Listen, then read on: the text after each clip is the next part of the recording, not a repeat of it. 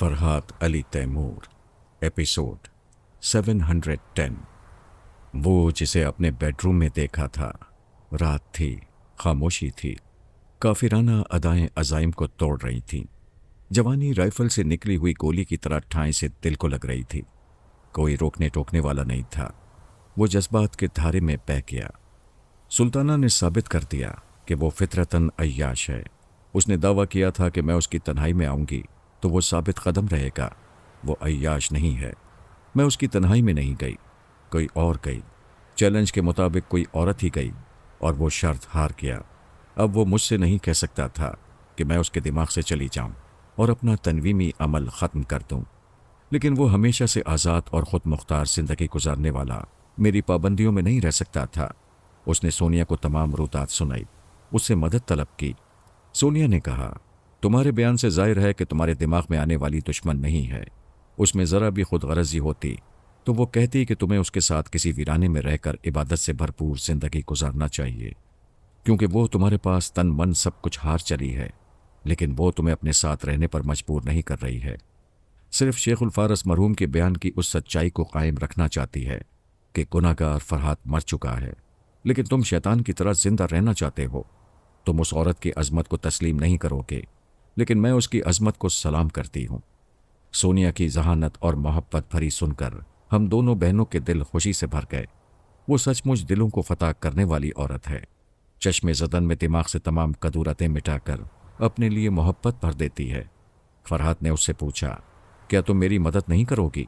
उसने जवाब दिया, मैं जिस औरत की अजमत को सलाम कर चुकी हूँ उसके खिलाफ कोई कदम नहीं उठाऊंगी।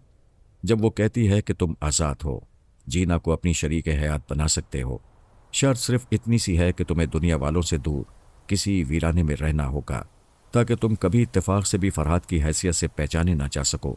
तो तुम्हें एतराज़ क्या है? उसने जवाब दिया, मैं वीराने में एक आबिद और जाहिद की ज़िंदगी गुजार सकता हूँ, लेकिन जीना ऐसी ज़िंदगी नहीं गुजार सकती।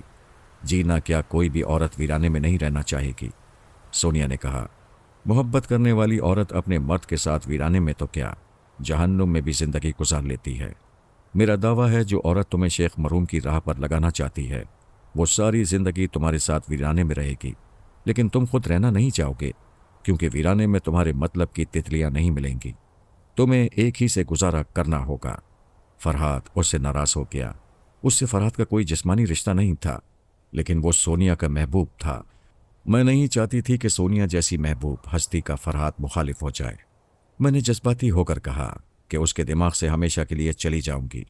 तब सोनिया ने मुझसे कहा, मेरे दिमाग में आओ, मैं दोस्ती करना चाहती हूँ। मैं पहली बार सोनिया के दिमाग में आई। अपनी बेइंतहा मुसर्रतों का इजहार करने लगी।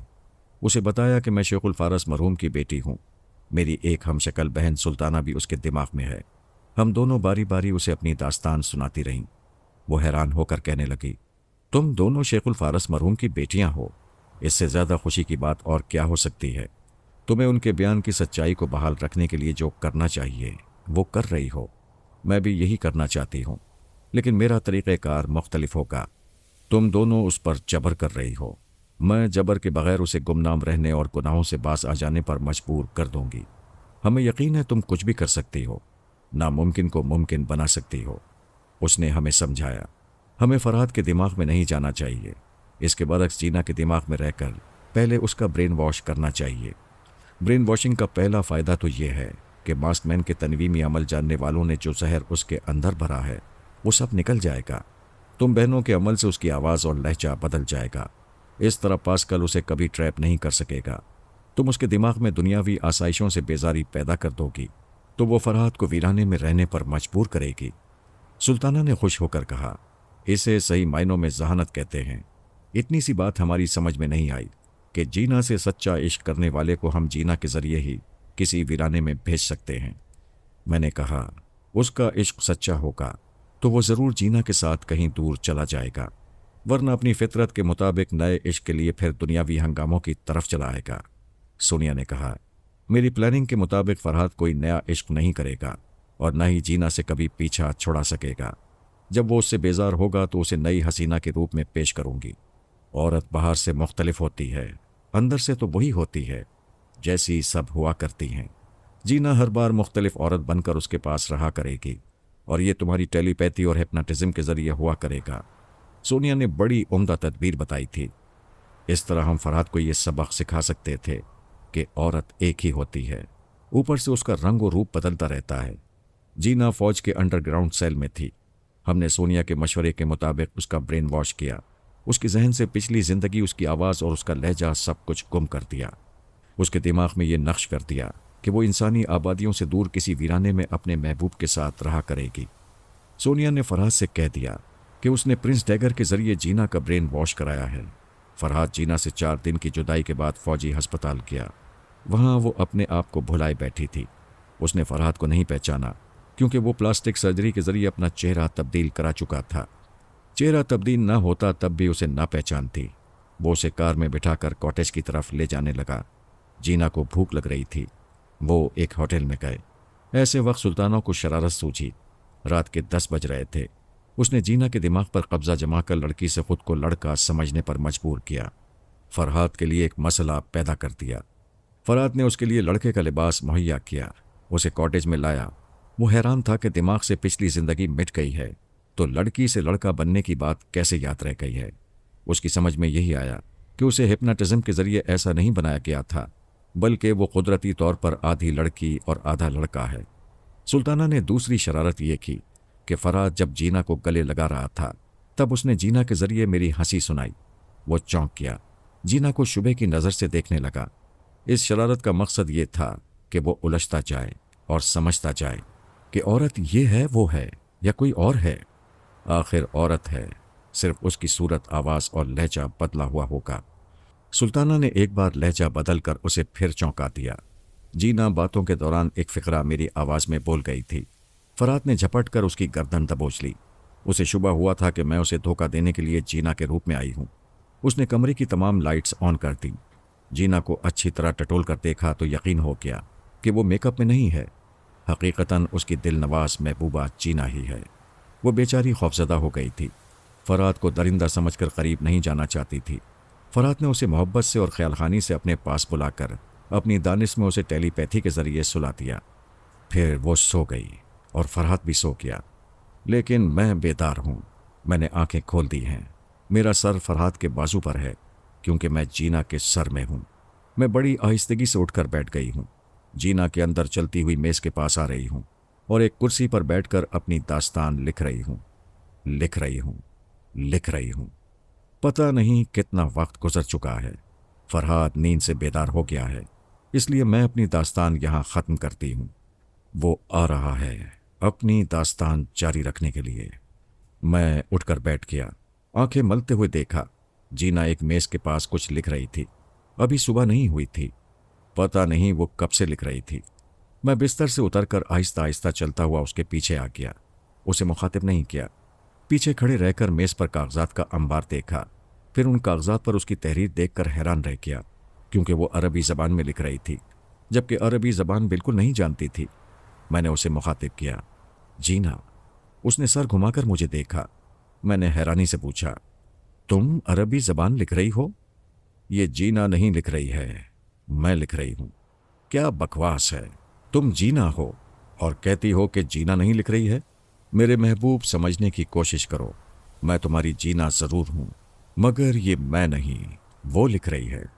मैंने जीना की कलाई पकड़ ली, फिर उसकी पेशानी को देखते हुए पूछा, अच्छा तो तुम उसके अंदर हो? इस बेचारी से ढेर सारे कागजात पर क्या लिखवा रही हो? मैंने जीना की ज़बान से कहा, मैं तुम्हें बताना चाहती हूँ कि मैं कौन हूँ।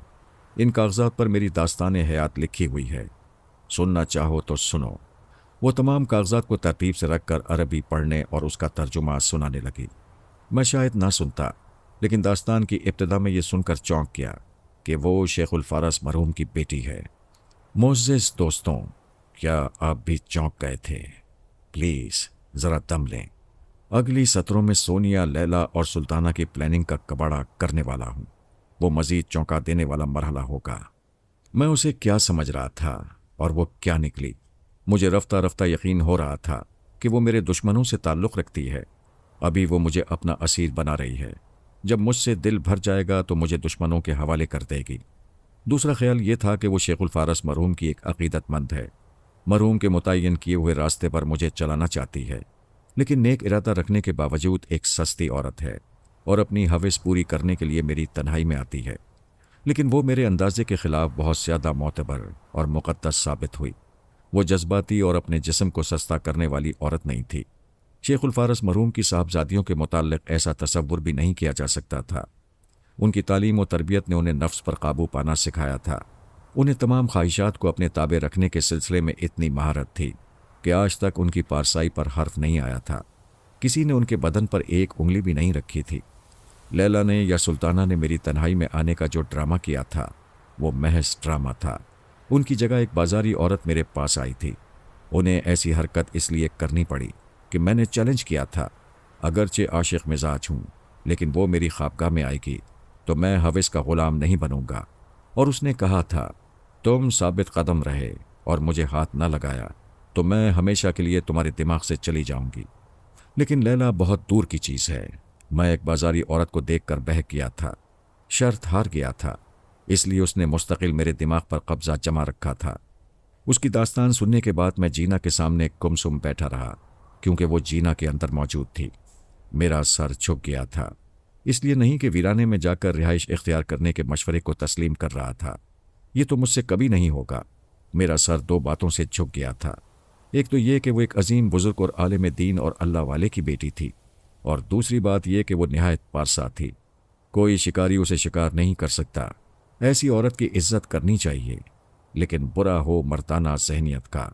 ऐसी औरत और शिद्दत से दिमाग में चुभने लगती है। यह आरज़ू पैदा होती है कि जो किसी को नहीं मिलती वो हमें मिल जाए।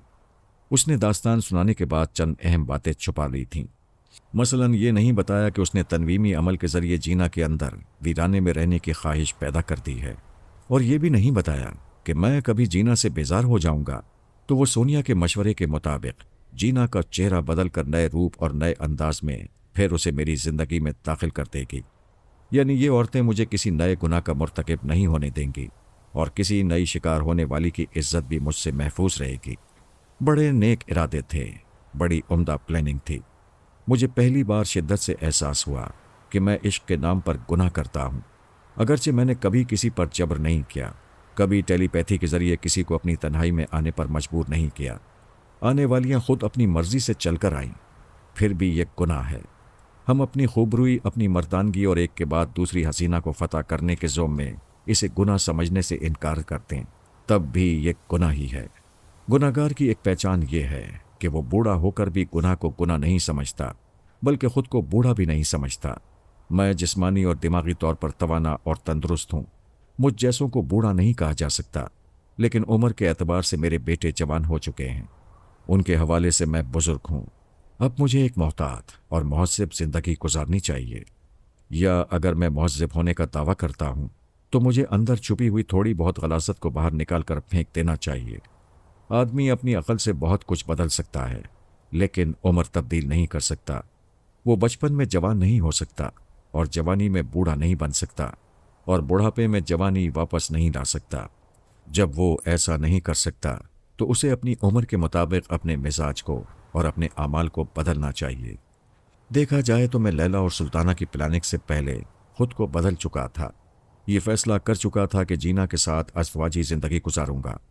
पहले एक की मौजूदगी में दूसरी आ जाती थी, अब जीना के जीते जी कोई नहीं आएगी। इस फैसले के साथ ही मुझे अपने दिमाग में उसकी आवाज़ सुनाई दी, अगर तुम इस फैसले पर आखिरी सांस तक कायम रहोगे तो मैं तुम्हारे किसी मामले में मुदाखलत नहीं करूंगी। मैंने पूछा, तुम कौन हो, लैला या सुल्ताना? क्या फ़र्क पड़ता है, हम बहनों में से कोई भी हो सकती है। वैसे मैं लैला हूँ। तुम एक बार नाराज़ होकर गई थीं, अब मेरे दिमाग में कभी नहीं आओगी। ऐसे वक्त सोनिया ने तुम्हें अपने पास बुलाया था। मालूम होता है तुम औरतों के दरमियान कोई खिचड़ी पकी है, इसीलिए तुम फिर मेरे दिमाग में आने लगी हो। मैं तुमसे नाराज़ नहीं हुई थी। हाँ, ये मालूम करके दुख पहुंचा था कि तुम मुझे अपना दुश्मन समझ रहे हो। क्या मेरे दिमाग में चुपके से आकर रहना दुश्मनी नहीं है? नहीं, ये दोस्ती है। क्या तुम समझते हो मुझसे पहले कोई और तुम्हारे दिमाग में चुपके से नहीं आता था? हरगिज़ नहीं। मेरा दिमाग बहुत हसास है। मैं पराई सोच की लहरों को महसूस कर लेता हूँ, लेकिन तुम बुजुर्गान दीन के रूहानी अमल को महसूस नहीं कर सकते। क्या तुम अपने अमल को रूहानी कह रही हो? मैं बुजुर्गाने दीन की बात कर रही हूँ। इब्तिदा में तुम्हें सोनिया और रसवंती वगैरह को बाबा साहब के इदारे में जांच पड़ताल के बगैर जगह नहीं दी गई थी। बाबा फरीद वास्ती मरहूम और मेरे बाबा तुम सबके ख्यालात पढ़ते रहते थे। जब ज़रूरत होती या दुश्मनों की तरफ से कोई दरअंदाजी होती तो ये बुजुर्ग चुपचाप तुम्हारी छठी हिस्स को बेदार कर देते थे या तुम्हारी सोच के लहजों में तुम्हें बचाव का कोई रास्ता बता दिया करते थे। मैंने हैरानी से कहा, मैंने इससे पहले कभी सोचा नहीं था। हमारे बुजुर्ग चोरी से मेरे ख्यालात पढ़ते रहे हैं। ये सरासर काबिल एतराज़ है। जो कुछ हुआ सोनिया की रजामंदी से हुआ। उसने अच्छी तरह समझ लिया था कि सिर्फ टेलीपैथी की ताकत से तुम सुपर ताकतों का मुकाबला नहीं कर सकोगे। किसी वक्त भी बेखबरी में मारे जाओगे। तुम्हारी सलामती के लिए सोनिया ने तुम्हारे चारों तरफ बाबा साहब के इदारे की मजबूत दीवारें खड़ी कर दी थीं। हमारे बुजुर्ग सिर्फ उसी के ख्यालात पढ़ते हैं जो इदारे से पायदार ताल्लुक़ रखता है। बाबा फरीद वास्ती मरहूम ने पहली बार तुम्हारे ख्यालात पढ़ने के बाद साफ तौर से कह दिया था कि तुम्हारे अंदर गुनाह की आलूदगी है और तुम उनके उसूलों के पाबंद नहीं रहोगे, हमेशा बेलगाम रहा करोगे। लिहाजा तुम्हें इदारे के अंदर रिहाइश की इजाज़त न दी जाए। अगर किसी मजबूरी या ज़रूरत के तहत आओगे तो इदारे में ज़्यादा दिनों तक क़याम की इजाज़त नहीं दी जाएगी। मेरी तौहीन होती रही और मुझे खबर ना हुई। गुनाहगार की ज़िंदगी का हर लम्हा तौहीन से भरपूर होता है, लेकिन वो इस हकीकत को समझना नहीं चाहता। जैसे कि तुम अब भी उलझने से इनकार कर रहे हो। क्या इस हकीकत से भी इनकार करोगे कि तुम्हारा पूरा ख़ानदान आज तक बाबा साहब के इदारे की वजह से महफूज है? मैं इस हकीकत को तस्लीम करता हूँ, लेकिन मेरे चोर ख्यालात पढ़ने का सिलसिला ख़त्म होना चाहिए। कभी तुम्हारी लाइल्मी में दुश्मनों ने तुम पर हमला किया तो होगा। मैं मर जाऊँगा। मुझे आज़ादी की वो मौत पसंद है।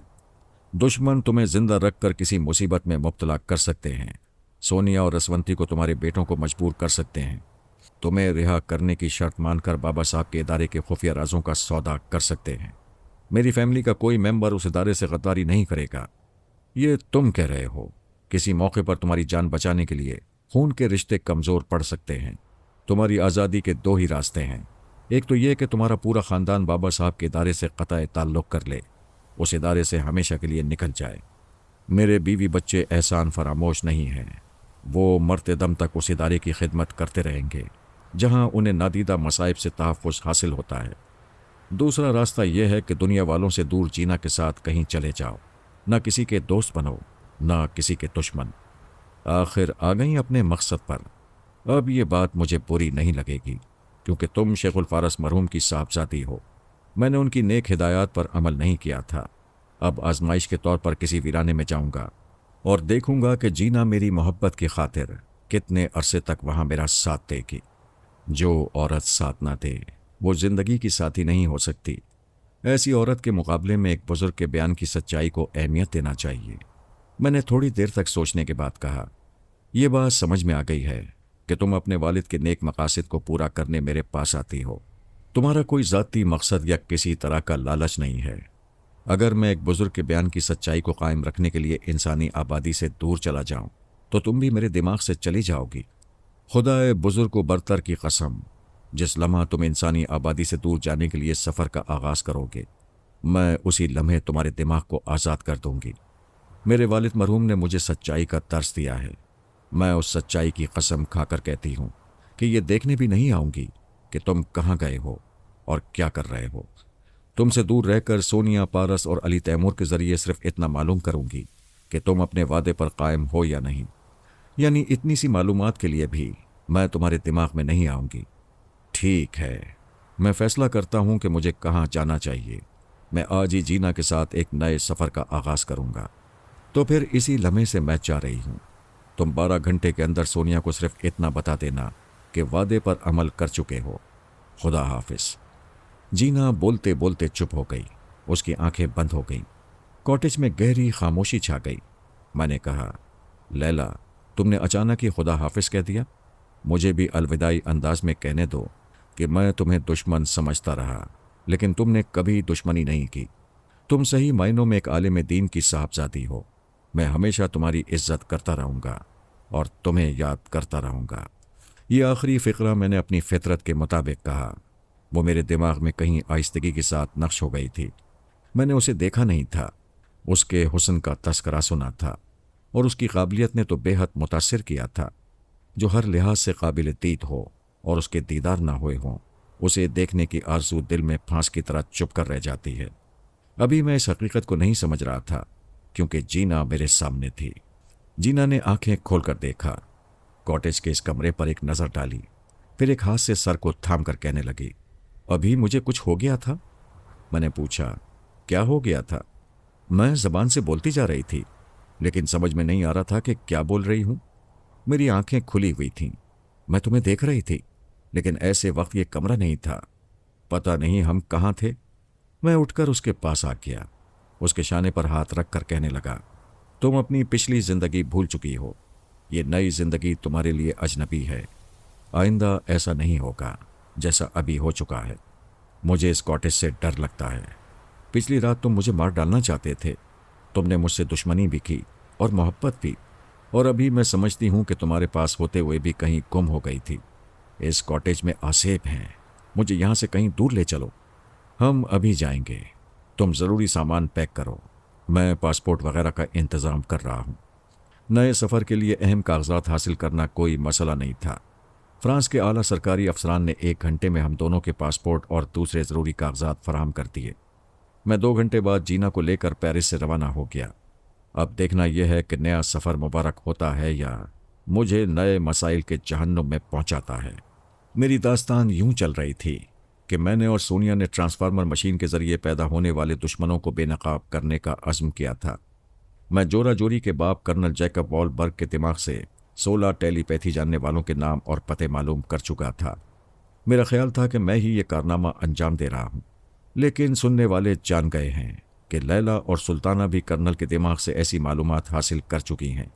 लैला बाल्टीमोर में सोनिया के काम आ रही थी और सुल्ताना न्यूयॉर्क में सोनिया सानी से रब्ता कायम करती रहती थी। यूं देखा जाए तो ख्यालखानी करने वाली 2 बहनों की मौजूदगी में मेरी ज़रूरत नहीं रही थी, लेकिन वो दोनों हमारी टीम में अभी अनाड़ी थीं। मुश्किल हालात में मुझसे और सोनिया से मशवरा लिए बगैर कोई इक़दाम नहीं कर सकती थीं। फिर सोनिया समझती थी कि हालात बिगड़ जाएं तो मैं ही अच्छे अंदाज में संभालता हूँ। दूसरे लफ्ज़ों में सोनिया मुझसे 1000 फासला रखने के बावजूद मेरी आदी हो गई थी। गहरी सी गहरी चालें चलने के बावजूद मुझसे रब्ता रखती थी। शायद इसलिए औरत खाक कितनी ही मुकम्मल हो, वो अपने मर्द के बगैर खुद को अधूरा महसूस करती है। बहरहाल हमारा मंसूबा था, हम एक एक दुश्मन ख्यालखानी करने वालों के नाम और पते के ज़रिए उसके अजीज़ों तक पहुँचेंगे। उन रिश्तेदारों के ज़रिए उस ख्यालखानी करने वाले के दिमाग में जगह बनाएंगे, जैसा कि मैंने कैनी पॉल के ज़रिए जोरा जोरी के दिमाग में जगह बनाई थी।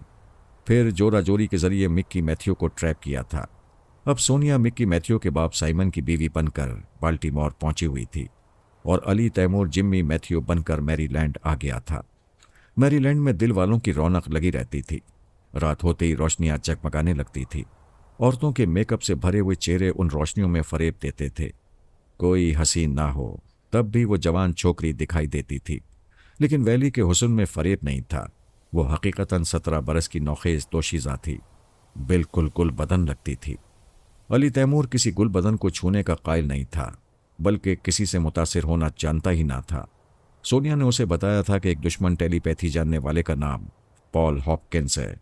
उसकी बहन वैली हॉपकिन अपने वालिदैन के साथ आज रात मैरी क्लब में आएगी। अली तैमूर ने पहले कभी वैली को नहीं देखा था। सोनिया ने कहा, आज मैं तुम्हें एक राज की बात बताती हूँ। शेखुल फारस मरहूम की 2 साहबजादियाँ हैं जो टेलीपैथी जानती हैं और बड़ी सलाहियतों की मालिक हैं। उनमें से एक का नाम लैला शेख और दूसरी का नाम सुल्ताना शेख है। दोनों हमारे लिए मोहतरम हैं। अभी तुम्हारी आंटी लैला शेख तुम्हारे पास आ रही हैं, उनसे बातें करो।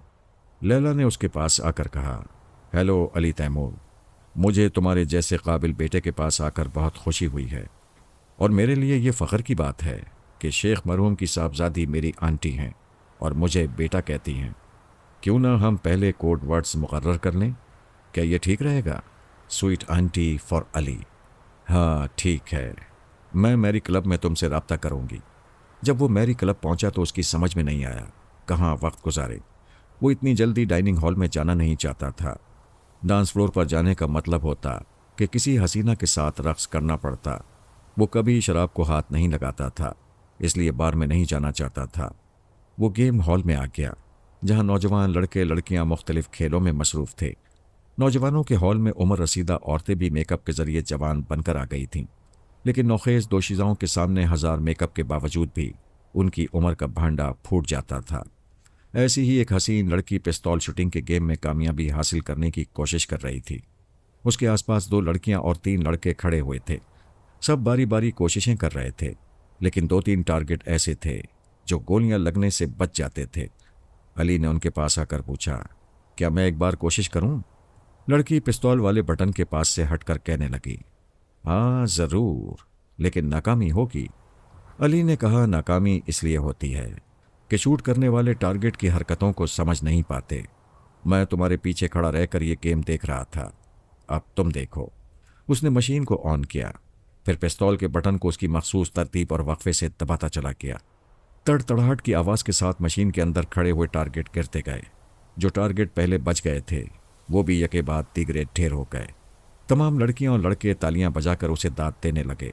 उसी वक्त लैला ने दिमाग में आकर कहा, स्वीट आंटी फॉर अली, मैं अभी वैली के दिमाग में रहकर तुम्हें देख रही थी। ताज्जुब है, तुमने वैली को कैसे पहचान लिया?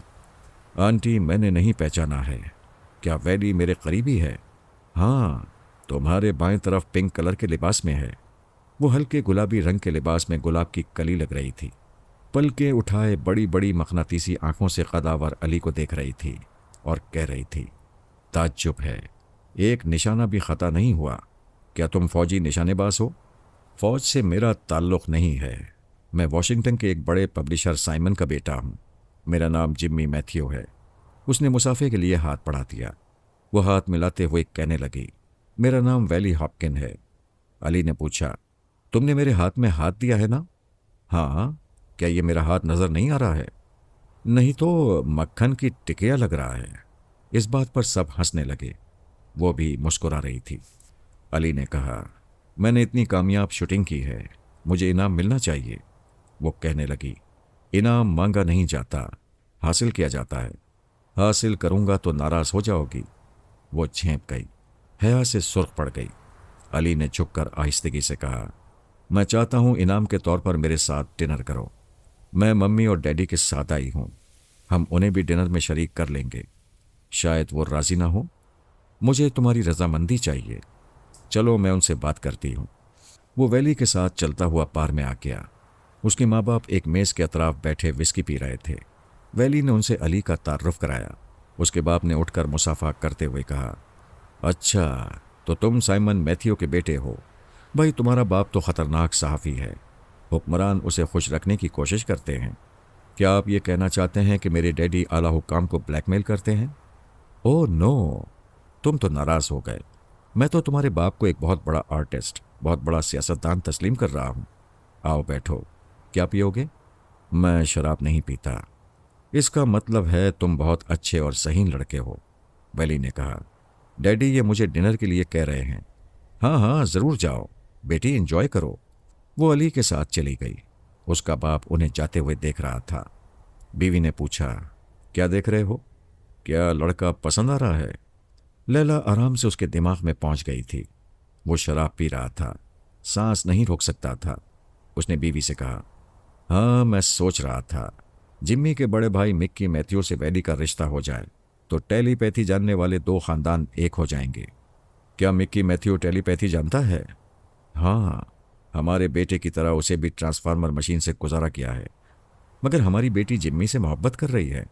भाई, आज पहली मुलाकात है, मोहब्बत कैसे हो जाएगी? मैं एक माँ हूँ। मैंने बेटी की आंखों में बहुत कुछ पढ़ लिया है। वैली ने आज तक किसी लड़के को लिफ्ट नहीं दी। जो लड़की नाक पर मक्खी नहीं बैठने देती, वो जिम्मी के साथ डिनर के लिए गई है।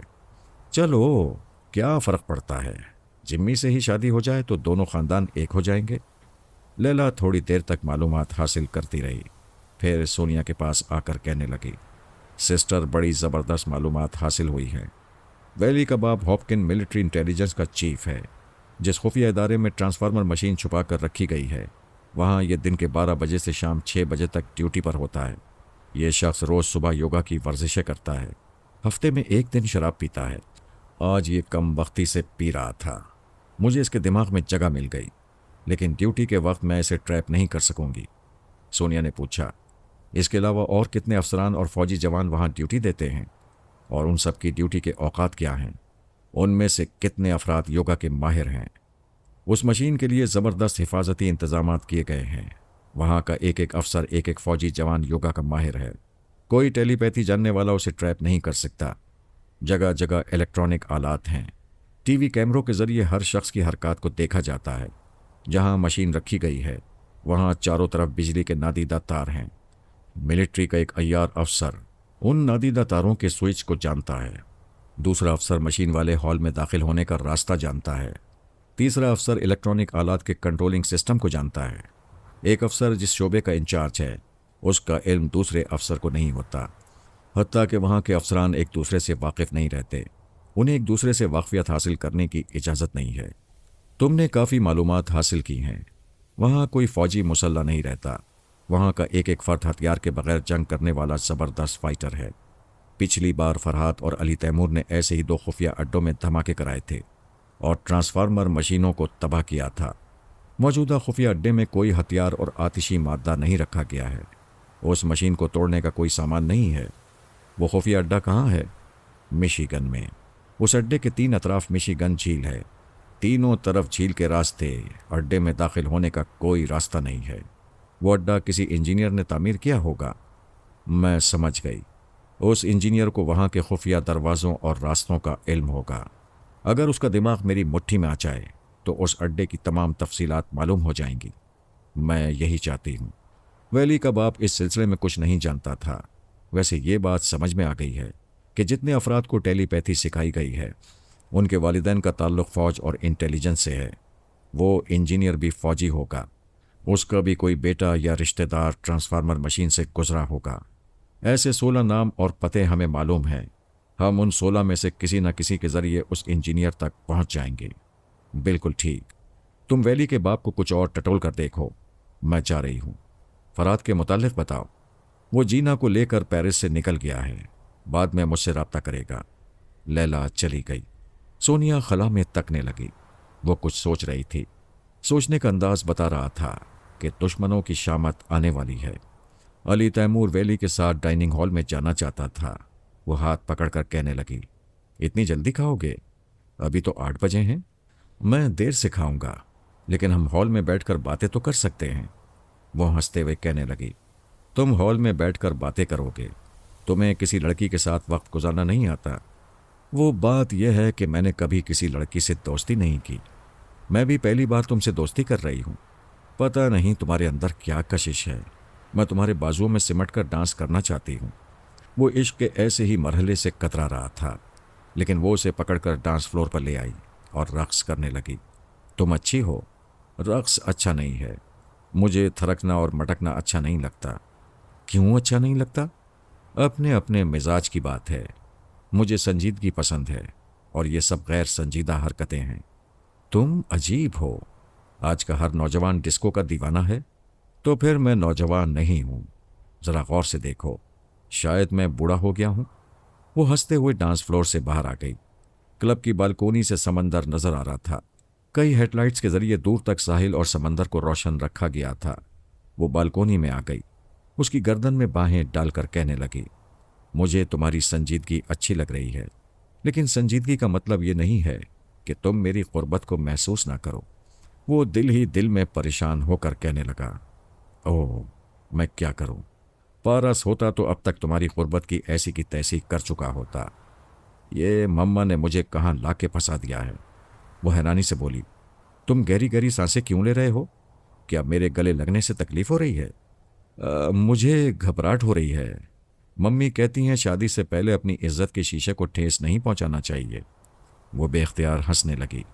हंसते हंसते कहने लगी, क्या तुम्हारी माँ ने ये नसीहत तुम्हारी इज्जत को संभाल कर रखने के लिए की है? क्यों, मर्द की इज्जत व आबरू नहीं होती क्या? वो फिर हंसते हुए कहने लगी, मैं पहली बार सुन रही हूँ कि संभाल कर न रखी जाए तो मर्द की आबरू भी लुट जाती है। उसकी हंसी नहीं रुक रही थी। वो पेट पकड़कर हंसते हुए कहने लगी, तुम कमाल की चीज़ हो। पूरे अमेरिका में अपनी आबरू बचाने वाला ऐसा जवान नहीं मिलेगा। मालूम होता है तुम्हारी माँ ने तुम्हें बेटी बनाकर पाला है। अली ने उसके दोनों बाजुओं को गिरफ्त में लिया तो वो हंसी थम गई। ऐसी मर्दाना गिरफ्त थी कि दिल लोटपोट होने लगा था। वो सख्त लहजे में कहने लगा, क्यों मजाक उड़ा रही हो? क्या तुम ऐसा बॉयफ्रेंड चाहती हो जो तुम्हें उठाकर ले जाए और तुम्हारी इज्जत की धज्जियां उड़ाकर तुम्हें बेहया बना दे? ऐसे तो तुम्हें कदम कदम पर मिलेंगे। तुम्हें दोस्त की नहीं, इज्जत के दुश्मन की जरूरत है। जाओ। उसने बाजुओं को छोड़ दिया और मुंह दूसरी तरफ फेर कर समंदर को देखने लगा। वैली चंद लम्हों तक गुमसुम रही। बड़े बाप की बेटी थी, किसी की बात बर्दाश्त नहीं करती थी। अली ने तो बड़ी सख्त बातें सुना डाली थीं। उसे गुस्सा आना चाहिए था, लेकिन नहीं आ रहा था। दिल कह रहा था वो फिर एक बार उसके बाजुओं को मर्दाना गिरफ्त में लेकर झंझोड़ डाले। जो बात औरत को अच्छी लगती है वो उसे भी शिकायत के तौर पर कहती है। उसने कहा, तुम दरिंदे हो, मेरे दोनों बाजू दुख रहे हैं। वो कुछ न बोला। वैली ने उसकी पुश्त पर हाथ रखा, फिर सर रखा। उसके बाद कहा, गुस्सा मुझे दिखाना चाहिए, उल्टा तुम दिखा रहे हो। चलो मैं ही सॉरी कह देती हूं। कोई बात नहीं, हम जवानों को मुस्तकबिल में जिम्मेदार इंसान बनकर दिखाना है। अगर हमारा आज अय्याशियों में डूब जाएगा तो हमारा कल बड़ा इबरतनाक होगा। हमारे बच्चे वही करेंगे जो हमारी अय्याशी और गैर जिम्मेदारी उन्हें सिखाएगी। वो सामने आ गई और उसका हाथ थाम कर कहने लगी, तुम बहुत अच्छे हो, एक मुकम्मल इंसान हो। मुलाकात तो ये पहली है, मगर तुम मेरे दिल की गहराइयों में उतर गए हो। सोचती हूँ तुमसे जुदा होकर कैसे रहूंगी। मुझसे वादा करो, रोज सुबह शाम मिलते रहोगे। अगर तुम अपने जज्बात पर काबू पाओगी और अपनी शर्म व हया को कायम रखोगी तो मैं ज़रूर मिलता रहूँगा। हम एक दूसरे का सिर्फ हाथ पकड़ेंगे। मैं तुम्हें देखकर शादी की मुसरतों का इंतज़ार करती रहूँगी। तुम बहुत अच्छी हो, कश्ती में सैर करोगी? हाँ, तुम्हारे साथ बड़ा मज़ा आएगा। वो एक दूसरे का हाथ थाम कर चलने लगे। सोनिया का ये मंसूबा था कि वैली डिनर के बाद क्लब के बाहर कश्तियों की तरफ आएगी तो उसे अगवा कर लिया जाएगा। फिर उसके जरिए उसके टेलीपैथी जानने वाले भाई पॉप हॉपकिन को ट्रैप किया जाएगा। इस मंसूबे पर अमल करने के लिए काफ़ी वक्त था। अली उसे अगवा करने की गरज से कश्ती की सैर करने नहीं जा रहा था। मंसूबे का एक अहम पहलू यह भी था कि अगवा के मामले में अली शरीक नहीं रहेगा। उस पर किसी किस्म का इल्ज़ाम नहीं आएगा। वो सिर्फ चंद घंटों तक वैली को अपने साथ मसरूफ़ रखेगा और अभी वो यही कर रहा था। क्लब के दूसरे हिस्से से वैली के माँ बाप आ रहे थे। माँ ने मुस्कुराकर पूछा, कहाँ जा रही हो बेटी? साहिल की तरफ जा रही हूँ। फिर वो माँ के पास आई, उसकी गर्दन में बाहें डालकर बोली, आज मैं बहुत खुश हूँ। जिम्मी हमारी तवक्कुआत से ज़्यादा शरीफ इंसान है। फिर वो झुककर माँ के कान में बोली, बाय गॉड मम्मी, इसने अभी तक कोई काबिल एतराज़ बात नहीं की। कहता है शादी तक हमें शर्म व हया का पास रखना चाहिए। मम्मी ने हैरानी से अली की तरफ देखकर कहा, यह हैरानी की बात है, आज के दौर में ऐसे लड़के कहाँ मिलते हैं। हालांकि छोटी मोटी शोखियाँ कर लेना तो हमारी सोसाइटी में मोहब्बत करने का इजहार है। अली ने झेंप कर नजरें झुका ली। बाप ने कहा, मुझे तुम दोनों की दोस्ती मंजूर है। अगर तुम शादी का इकरार करो तो मैं तुम्हारे बाप से बात करता हूँ। वो कहने लगा, पहली मुलाकात में बहुत कुछ समझने के लिए रह जाता है। अगर आगे चलकर मैंने वैली को फरेब दिया तो इसका नाजुक दिल टूट जाएगा। मैं समझता हूँ किसी बड़े फैसले से पहले हमें एक दूसरे को समझ लेना चाहिए। बाप ने कहा, तुम बहुत समझदार हो। मुझे अपनी बेटी पर फख्र है कि उसने तुम्हें पसंद किया है। मम्मी ने कहा, कम ऑन जिम्मी, मेरी बेटी से इजहार मोहब्बत में शर्मा क्यों रहे हो? वो घबरा गया। उसने बड़ी मुश्किल से लड़की को फासला रखने का तर्स दिया था। अब लड़की के माँ बाप उसे मजबूर कर रहे थे। बाप ने हंसते हुए कहा, मैंने पहली बार ऐसा शर्मीला बॉयफ्रेंड देखा है। ओह कम ऑन जिम्मी, मैंने तो पहली ही मुलाकात में वैली की माँ को अपने करीब कर लिया था। वो अंदर से कर्राते हुए बोला, या अल्लाह, ये सोनिया मम्मा ने कहाँ फंसा दिया है। या खुदा, मुझे इस मुसीबत से निकाल दे। वैली का हुस्न और कोरा शबाब मुसीबत नहीं था, जिसे मिलता वो शुक्र अदा करता।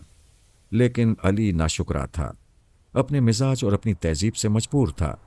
उस लम्हे यही समझ में आया कि वैली को करीब करने से पहले ही चकरा कर गिर पड़े। मम्मी का मंसूबा खाक में मिलता है तो मिलता रहे। वो साफ तौर से कह देगा कि आइंदा ऐसा रोल अदा नहीं करेगा। वो वैली की तरफ पड़ा, लेकिन इससे पहले कि चकरा कर गिरता, अचानक आवाज़ आई, खबरदार, कोई हरकत ना करे, कोई शोर न मचाए। 4 आदमियों ने उन्हें चारों तरफ से घेर लिया। उनके चेहरों पर मास्क चढ़े हुए थे और हाथों में रिवॉल्वर थे। एक ने वैली को अपनी तरफ खींचकर उसकी कनपटी पर रिवॉल्वर की नाल रखी और कहा, इसकी जिंदगी चाहते हो तो हमारे रास्ते में मत आना। वो वैली को खींचकर ले जाने लगे।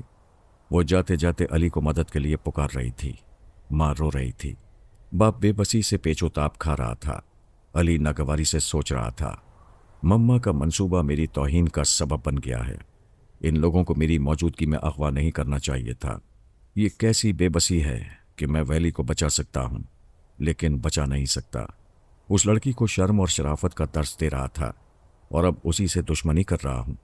उसे उठाकर ले जाने वाले न जाने उसके साथ क्या सलूक कर रहे होंगे।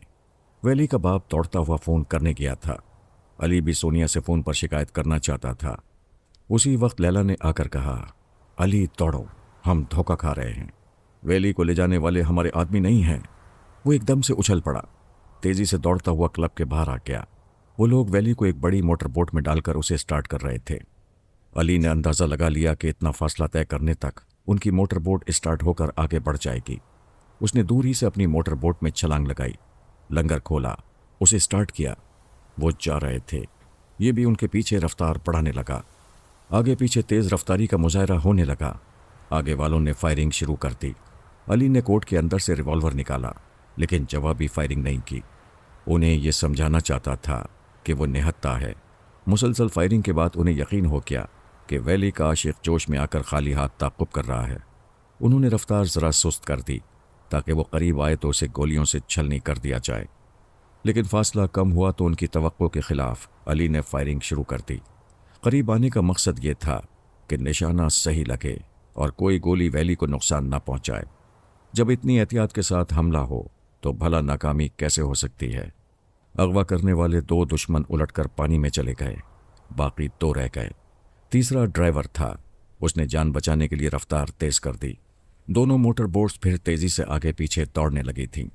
ऐसे वक्त लैला ने आकर कहा, मैं तुम्हारी तवज्जो दुश्मनों से हटाना नहीं चाहती, सिर्फ ये बताने आई हूं कि अगवा करने वाले योगा के माहिर हैं। मुझे उनके दिमागों में जगह नहीं मिल रही है। मैंने वैली के दिमाग में रहकर सुना है। उनमें से एक कह रहा था कि हेलीकॉप्टर अभी तक नहीं आया। गोया वो वैली को हेलीकॉप्टर में पहुंचाने वाले हैं। जितनी जल्दी मुमकिन हो सके दुश्मनों को इसी समंदर में नाबूद कर दो। फिर वो चौंक कर कहने लगी, ओह गॉड, मैं तुम्हारे जरिए हेलीकॉप्टर की आवाज़ सुन रही हूँ। अली कुछ करो, मैं वैली के पास रहूँगी। वो चली गई। अली पूरी रफ्तार से ड्राइव कर रहा था। उससे ज़्यादा रफ्तार मुमकिन नहीं थी। दुश्मनों का ड्राइवर माहिर था, फासला कम होने नहीं दे रहा था।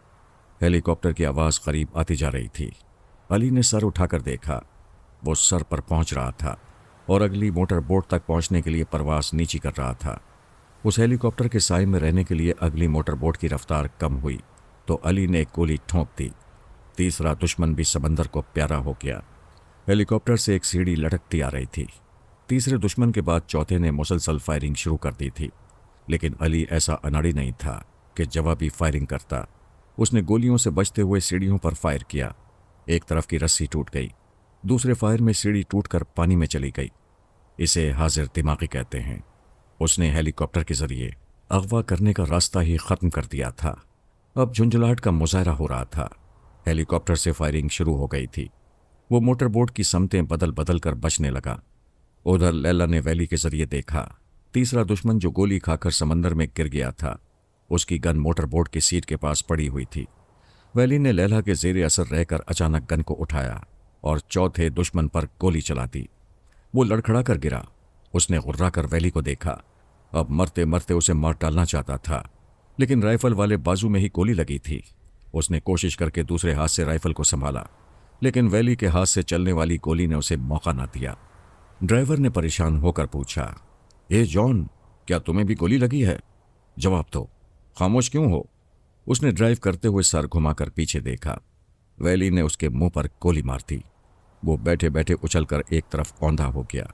आधा बाहर आधा बोट के अंदर रह गया।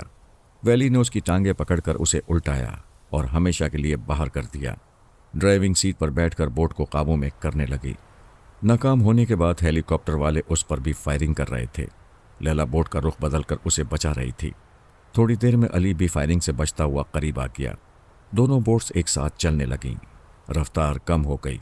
वो हाथ बढ़ाकर कहने लगा, मेरे पास आ जाओ। वो हाथ थाम कर चली आई। फायरिंग रुक गई थी। अली ने सर उठाकर देखा। हेलीकॉप्टर दूर जा रहा था। पता नहीं क्या बात हो गई।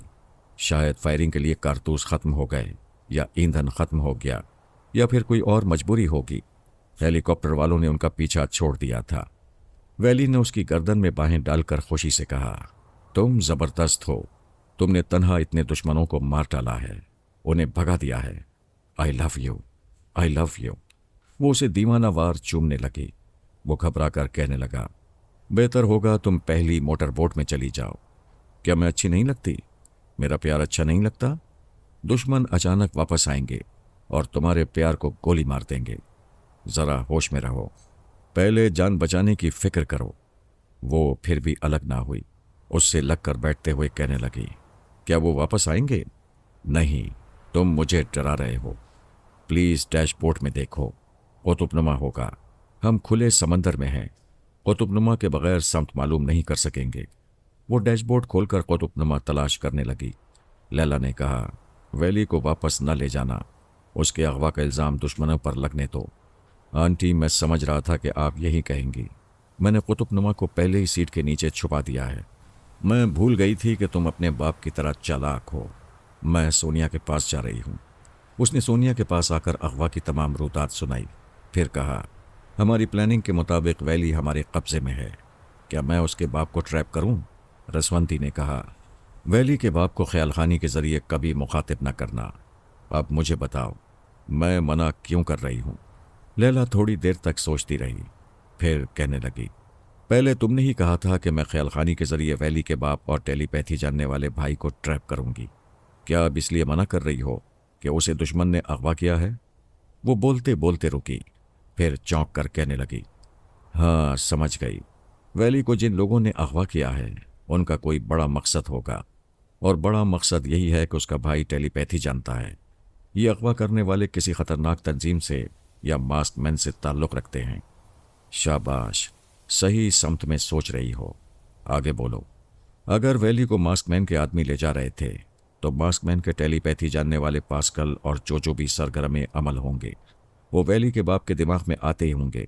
अगर मैं वैली के बाप को ख्याल खानी के जरिए मुखातिब करूंगी तो ये राज फाश हो जाएगा कि वैली को बचाने वाले फरहाद के ख़ानदान से ताल्लुक़ रखते हैं। इस तरह तुम्हारे और अली के बेनकाब होने का अंदेशा है। बिल्कुल ठीक। तुम थोड़ी सी ट्रेनिंग के बाद हर पहलू पर नज़र रखने लगी हो। शुक्रिया सिस्टर। तुम वैली के बाप के पास रहो, मैं उसे फ़ोन पर मुखातिब करूंगी। वो चली गई। सोनिया अपने बंगले से बाहर आ गई। कार में बैठकर साहिली रास्ते पर थोड़ी दूर तक गई। फिर कार रोककर एक टेलीफोन बूथ में आई। वहां से उसने मैरी क्लब के मैनेजर को फ़ोन किया। फिर उससे कहा, तुम्हारे क्लब में मिस्टर हॉपकिन मौजूद हैं, प्लीज़ उन्हें फ़ोन पर बुलाएं। वो किसी भी मामले में एक एक पहलू पर तवज्जो देती थी। यही फ़ोन वो अपने बंगले से कर सकती थी, लेकिन वैली का बाप मिलिट्री इंटेलिजेंस का चीफ था। ट्रांसफार्मर मशीन का गार्ड भी था। उसके फ़ोन कॉल टेप किए जाते होंगे। ऐसी सूरत में फ़ौजी सुराख रसानों को मालूम हो जाता कि साइमन की वाइफ ने मिस्टर हॉपकिन को फ़ोन किया है। फ़ोन पर हॉपकिन की आवाज़ सुनाई दी। सोनिया ने कहा, मिस्टर हॉपकिन, तुम्हारी बेटी हमारे पास है। अभी वो खैरियत से है। अगर तुमने पुलिस या फ़ौज को उसकी अगवा की रिपोर्ट दी तो वो खैरियत से नहीं रहेगी। तुम कौन हो? अभी दोस्त हूँ। मेरे मशवरे पर अमल नहीं करोगे तो दुश्मन बन जाओगी। मैं अमल कर रहा हूँ। जिस वक्त तुम्हारे आदमी वैली को ले जा रहे थे, मैं फ़ौजी इमदाद हासिल करने के लिए टेलीफोन करने जा रहा था। तब एक औरत ने मेरे दिमाग में आकर वार्निंग दी कि मैं मोटर बोट या हेलीकॉप्टर में ताक़ुब ना करूं, पुलिस और फ़ौज से मदद हासिल ना करूं, वरना वैली को गोली मारती जाएगी। ये हैरानी की बात थी कि किसी औरत ने हॉपकिन के दिमाग में आकर धमकी दी थी, जबकि लैला और सुल्ताना ने ऐसा नहीं किया था। उसी वक्त लैला सोनिया के पास यही कहने आई थी कि ख्याल खानी करने वाली कोई औरत वैली के जरिए उसके बाप को कमज़ोर बना रही है। सोनिया ने फ़ोन पर कहा, मिस्टर हॉपकिन, जो औरत तुम्हारे दिमाग में आती है उससे निजात हासिल करो। शराब छोड़ दो। सुबह उठकर योगा की प्रैक्टिस करो। जब वो औरत दिमाग में आने के काबिल नहीं रहेगी तो मैं तुमसे फ़ोन पर बात करूंगी। वो मेरी पनाह में महफूज है। उस टेलीपैथी जानने वाली औरत के फरेब में ना आओ। मैंने उसके मंसूबे को नाकाम बना दिया है। वो कभी वैली तक नहीं पहुंच सकेगी। जब तुम वैली की हिफाजत कर रही हो तो फिर हमारी दोस्त हो। मुझसे मिलो या मुझे अपने पास बुलाओ ताकि वो ख्यालखानी करने वाली तुम्हारे दिमाग में बैठकर मेरे पास पहुंच जाए। मिस्टर हॉपकिन, ज़रा गौर करो। शराब नोशी ने अभी तुम्हारी बेटी को तुमसे जुदा कर दिया है। ओके, कल रब्ता करूंगी। Good luck. उसने रिसीवर रखकर लैला से पूछा, क्या तुमने हॉपकिन के दिमाग में टेलीपैथी जानने वाली की आवाज़ सुनी है? नहीं, वो मौजूद नहीं थी। मेरा ख्याल है सिस्टर, वो जो होगी। हाँ, मास्कमैन के पास वही एक ख्यालखानी करने वाली लड़की है। लेकिन ये मत भूलो कि यहाँ 16 टेलीपैथी जानने वालों की जो फहरिस्त हमारे पास है उसमें भी 3 लड़कियों के नाम हैं। लैला ने कहा, एक जोरा जोरी है। मैं उसके दिमाग को टटोल चुकी हूँ। वो हमारी मामूला है, किसी साजिश में शरीक नहीं है। बाकी 2 लड़कियों तक हमें पहुँचना है और जल्द पहुँचना है। मुझे शुबा है कि मास्कमैन या तंजीम के सरबराह ठीक हमारी तरह यहाँ के 16 टेलीपैथी जानने वालों को ट्रैप कर रहे हैं। हो सकता है वो किसी ख्यालखानी करने वाली लड़की को अपनी दोस्त या मामूला बना चुके हों। हाँ, तुम्हारा शुबा दुरुस्त हो सकता है। हमने सोचा भी नहीं था कि ठीक हमारी तरह कोई वैली को अगवा करना चाहेगा। बिल्कुल हमारी तरह कोई 16 टेलीपैथी जानने वालों तक पहुंच रहा होगा। सुल्ताना को बुलाओ। लैला चली गई। सोनिया बूथ से बाहर आकर कार में बैठ गई। उसे स्टार्ट करते वक्त सुल्ताना ने कहा, सिस्टर, तुम पर अल्लाह की सलामती हो। ये दोनों बहनों का सलाम भी होता था और कोड वर्ड्स भी थे। सोनिया ने कहा, तुम पर भी सलामती हो। हमारी लिस्ट में 3 लड़कियों के नाम हैं, जोरा जोरी, अल्पा और शिल्पा। तुम जिस टेलीपैथी जानने वाले तक पहुंचने की कोशिश कर रही हो, अभी उसका पीछा छोड़ दो।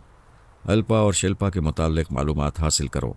तुम्हें उनके पते और रिश्तेदारों के नाम लैला से मालूम हो जाएंगे।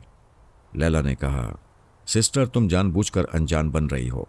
ये अच्छी तरह जानती हो कि सुल्ताना मुझसे नाम और पते नहीं पूछेगी। सोनिया ने हंसते हुए कहा, पता है, मैं पर्दा रख रही थी। ये सुल्ताना बड़ी गहरी है। सलमान वास्ती उर्फ सुपर मास्टर एरेरे से दोस्ती की है। उसी के जरिए टेलीपैथी जानने वालों तक पहुंच रही है। क्यों सुल्ताना, दोस्ती किस मरहले पर है? ओ सिस्टर, मजाक ना करो। दोस्ती और सिर्फ दोस्ती है। सोनिया ने कहा, देखो सुल्ताना, हम औरतों में चुपचाप तुम्हारी बात खुल जाए तो बेहतर है, वरना मैं सलमान वास्ती की जबान खुलवा सकती हूँ। हाँ, जरूर खुलवाओ, सांच को आंच नहीं। मैं जा रही हूँ। सोनिया और लैला ने हंसते हुए कहा, भाग रही है। वो भाग गई। अली तैमूर वैली के साथ 4 घंटे तक भटकता रहा। इससे पहले 1 घंटा दुश्मनों से निमटने में सर्फ हुआ था। कुल 5 घंटों में उन्होंने बहुत लंबा सफर किया था। उसके बाद वो एक वीरान साहिल पर पहुंचे थे। वैली ने परेशान होकर पूछा, ये कौन सी जगह है? अली ने दिल में कहा, जहन्नुम है। औरत साथ हो तो मर्द कभी जन्नत में नहीं पहुंचता। मोटर बोट साहिल से आकर लग गई। अली ने रस्सी लेकर बोट को एक बड़े पत्थर से बांधा। फिर सीटों के नीचे बने हुए खानों में से जरूरत का सामान निकालने लगा। रिवॉल्वर के कारतूस, टॉर्च लाइट, खाने के पैक किए हुए डब्बे और कंबल वगैरह निकल आए। वो कहने लगी, क्या हम रात यहीं गुजारेंगे? कुछ जरूरी नहीं है। दुश्मन वापस आ गए तो उनके घर में गुजारेंगे। तुम मुझे डरा रहे हो। डरने से अकल काम नहीं करती। थोड़ी सी भी अकल है तो सोचो, क्या दुश्मन हमें इश्क करने के लिए समंदर में छोड़ गए हैं? मेरी पेशगोई याद रखो। पहले एक हेलीकॉप्टर था, अब कई होंगे, और वो हमें समंदर और साहिली इलाकों में ढूंढते फिरेंगे। वो सब तुम्हें गोलियों से छलनी कर देंगे। क्या तुम मेरी खातिर खतरात को दावत देकर पछता नहीं रहे हो? दोस्त के लिए खतरों से खेलने का नाम दोस्ती है। तुम बहुत अच्छे हो। अपने ख्यालात में थोड़ी सी लचक पैदा करो। ये कह दो कि दोस्त के लिए जान की बाजी भी लगाई जाती है और दिल से गले भी लगाया जाता है। उसने वैली को देखा। इसमें शुबा नहीं था कि वो बेहद हसीन थी। उसके प्यार की सच्चाई भी अपनी तरफ माइल करती थी। लेकिन अली का ज़मीर कहता था, उसके टेलीपैथी जानने वाले भाई को ट्रैप करने के बाद यहाँ से जाना होगा। वैली को छोड़ना होगा। उसे दोस्त बनाया जा सकता है, शरीक हयात नहीं बनाया जा सकता। शरीक हयात के लिए उसका आइडियल कोई और ही थी, जो अभी तक उसे नज़र नहीं आई थी। वो इसीलिए वैली से सिर्फ दोस्ती रखना चाहता था और ये नहीं चाहता था कि वो बिछड़ने के बाद उसके लिए रोती रहे। तुम्हें पता है, मैं सिर्फ एक लड़की से मोहब्बत करूंगा। वो कौन है? वो है जो मेरी आजमाइश पर पूरी उतरे। फिर तो वो मैं हूँ, आजमा कर देख लो। अच्छा ये बताओ, मैंने मोटर बोट को यहाँ क्यों रोका है? हम साहिल के किसी दूसरे हिस्से में भी उतर सकते थे। उसने जवाब दिया, इधर साहिल से ज़रा दूर दरख्त नज़र आ रहे हैं। जहाँ दरख्त होते हैं वहाँ इंसानी आबादी होती है। तुम किसी आबादी में पहुँचने के लिए यहाँ आए हो। तुम्हारा जवाब गलत हो गया। जहाँ दरख्त ही दरख्त होते हैं वहाँ जंगल होता है। आबादी का इम्कान बहुत कम होता है। वो मायूस हो गई। फिर कहने लगी, अगर मेरा जवाब दुरुस्त हुआ और कहीं करीब ही आबादी नजर आई तो तुम जीत जाओगी। बड़े आए अपना झुकाव दिखाने वाले। अगर मेरा जवाब गलत है तो सही क्या है? इधर मोटर बोट क्यों लाए हो? जरा सर घुमाकर और सर उठाकर देखो। दाएं बाएं और ऊपर चटाने ही चटाने हैं। ये मोटर यहाँ अच्छी तरह छुप गई है। हेलीकॉप्टर से परवाज करने वाले इस बोट को ना देख सकेंगे, ना इधर हमारी मौजूदगी का शुबा करेंगे। ओ गॉड, तुम कितनी दूर की सोचते हो? मैं तहफ़्फ़ुज़ के लिए सोचता हूँ।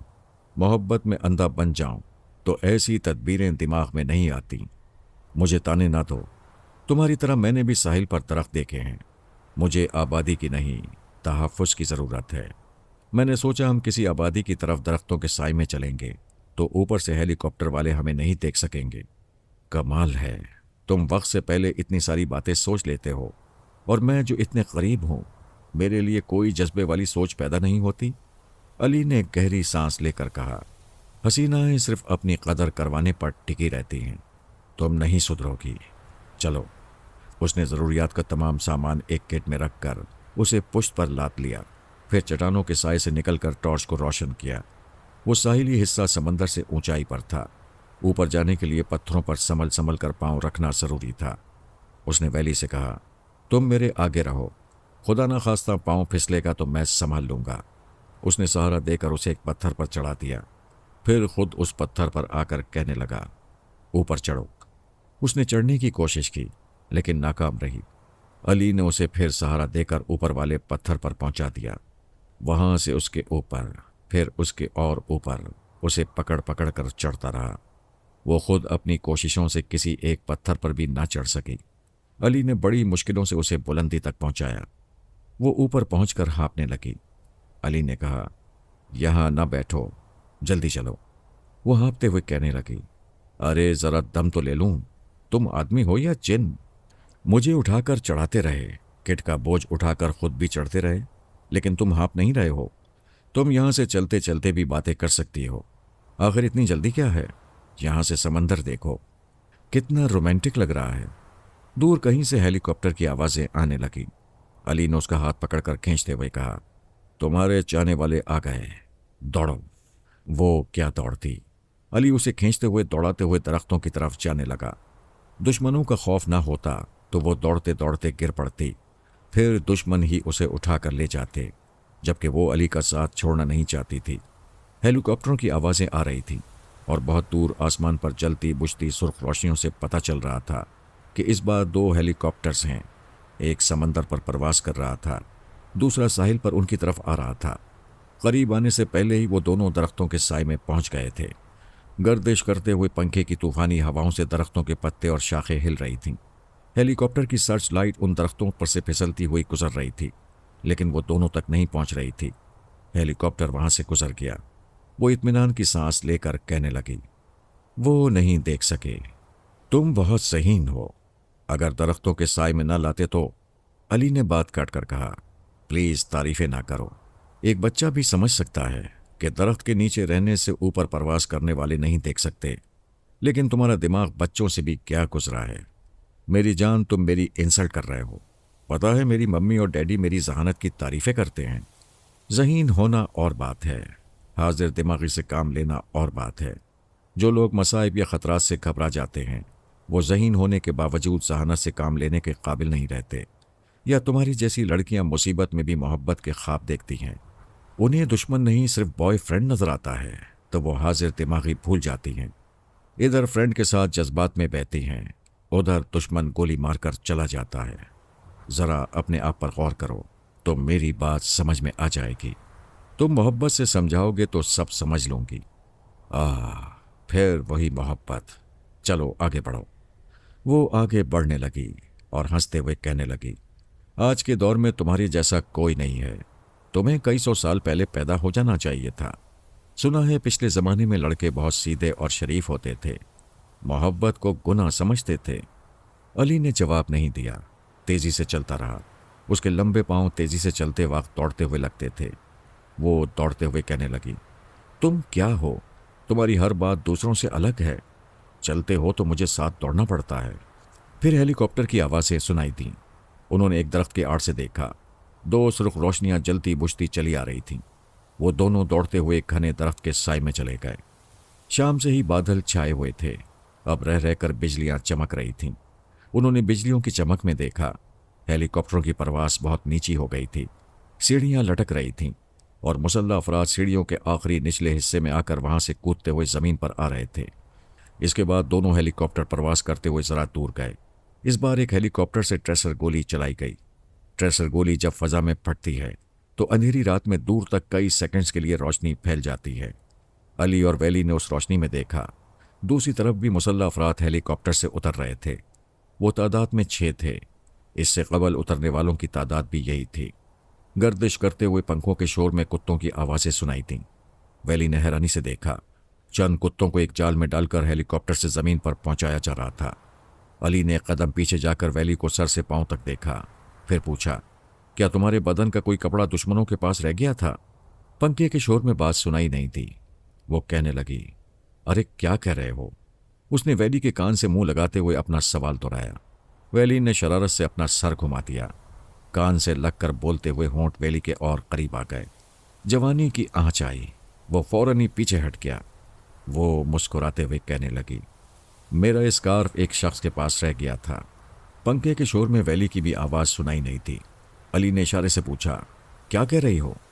वो इशारे से समझाते हुए कहने लगी, मुझे करीब आकर कान में बोलने दो। अली ने इनकार में सर हिला दिया, फिर उसका हाथ पकड़कर एक तरफ दौड़ने लगा। दोनों हेलीकॉप्टर दूर जा रहे थे। शोर खत्म हो गया था। बहुत दूर कुत्तों के भौंकने की आवाज़ें आ रही थीं। वो दौड़ते हुए कहने लगा, तुम्हारा कोई कपड़ा उन कुत्तों को सुंघाया गया है?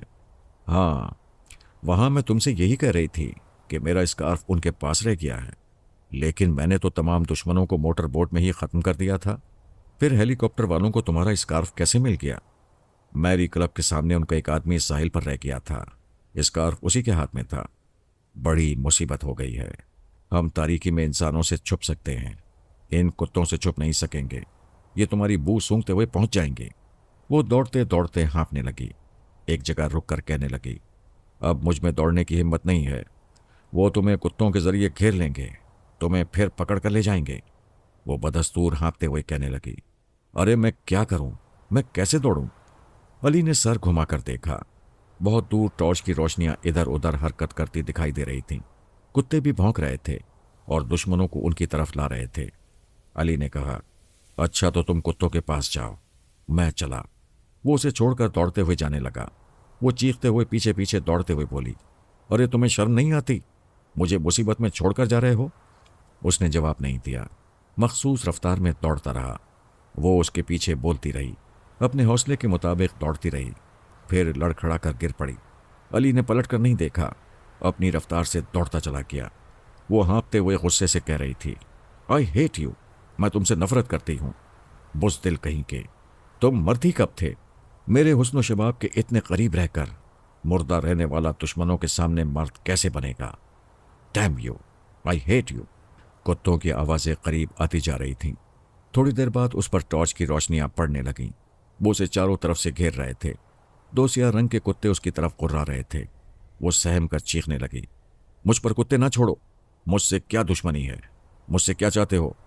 तुम जो कहोगे मैं वो बात मान लूंगी। कुत्तों को दूर ले जाओ। दोनों कुत्तों को दो आदमियों ने काबू में रखा हुआ था। अपने टीम लीडर के इशारे पर कुत्तों को जरा दूर ले गए। टीम लीडर ने वैली से पूछा, तुम्हारा साथी कहाँ है? वो नफरत से कहने लगी, वो साथी नहीं था, उल्लू का पट्ठा था। मेरी समझ में नहीं आता वो मुझसे क्या चाहता था। कुत्तों की आवाज़ सुनकर मुझे छोड़कर भाग गया। ये कैसे हो सकता है? जिसने तुम्हारे लिए जान की बाजी लगाई हो, मोटर बोट में हमारे आदमियों को मार डाला, हमारे एक हेलीकॉप्टर को वापस जाने पर मजबूर कर दिया। वो तुम्हें इस तरह छोड़कर कैसे भाग सकता है? वो सोच में पड़ गई। टीम लीडर ने चारों तरफ घूमते हुए बुलंद आवाज में कहा, नौजवान, तुम जो कोई भी हो, बुज़दिल नहीं हो, दिलेर भी हो और चालाक भी। मेरी एक आवाज़ पर सामने आ जाओ तो तुम्हें गोली नहीं मारी जाएगी। हम तुम्हारे जैसे दिलेर नौजवान की कदर करेंगे। अगर तुम सामने नहीं आओगे तो इसका मतलब होगा तुम खतरनाक तो हो मगर अहमक हो। छुपकर हम पर हमला करने की हिमाकत में मारे जाओगे। उसी वक्त बारिश होने लगी। एक और मुसल्ला शख्स ने बुलंद आवाज से कहा, हमारा वक्त बर्बाद ना करो, आ जाओ, हम तुम्हारी पिछली दुश्मनी को मुआफ कर देंगे।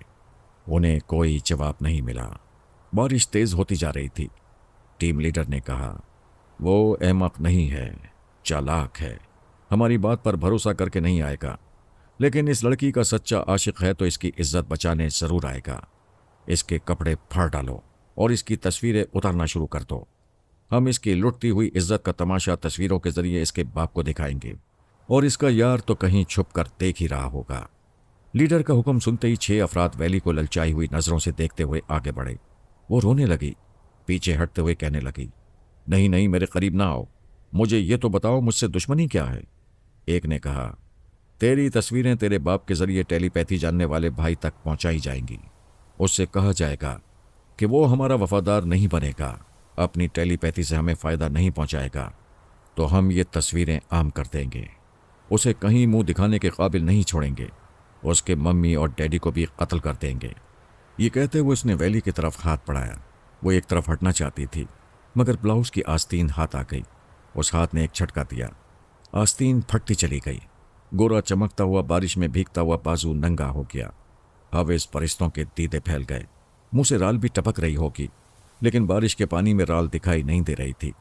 दूसरे शख्स ने गिरेबान पकड़कर खींचा। लिबास ऊपर से कमर तक फटता चला गया। वो चीखने लगी, बचाओ, help help help me for God sake. अचानक ठाई ठाई की आवाजों के साथ 3 गोलियां चली। दोनों कुत्ते उछले और तड़प कर गिर पड़े, फिर ठंडे पड़ गए। तीसरी गोली टॉर्च रोशन करने वाले को लगी। इसके साथ ही अंधेरा छा गया।